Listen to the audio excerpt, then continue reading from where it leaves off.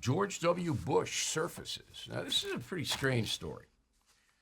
So the former president, I know him. I can't like call him up or anything like that, but I have a good relationship with him, I think. Very fair to him when he was in office.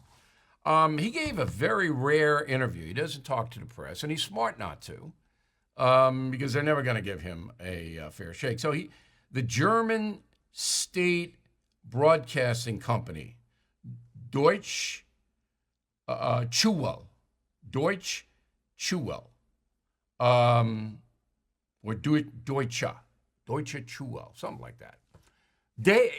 Bush gave him an interview. Why? Well, he wanted to talk about Afghanistan. Go. I think the consequences are going to be unbelievably bad, and I'm sad. And Laura and I spend a lot of time with Afghan women, and they're scared. And I think about all the interpreters and people that helped, not only U.S. troops but NATO troops, and they're just.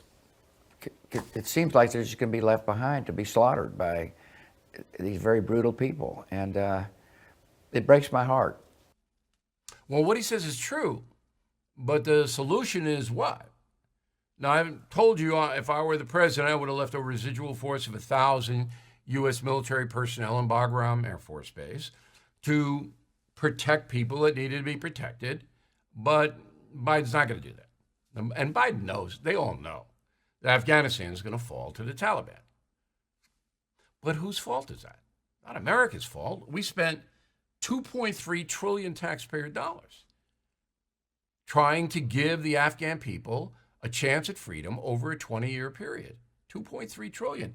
We lost 2,312 U.S. military personnel. They were killed in Afghanistan, and almost 21,000 wounded.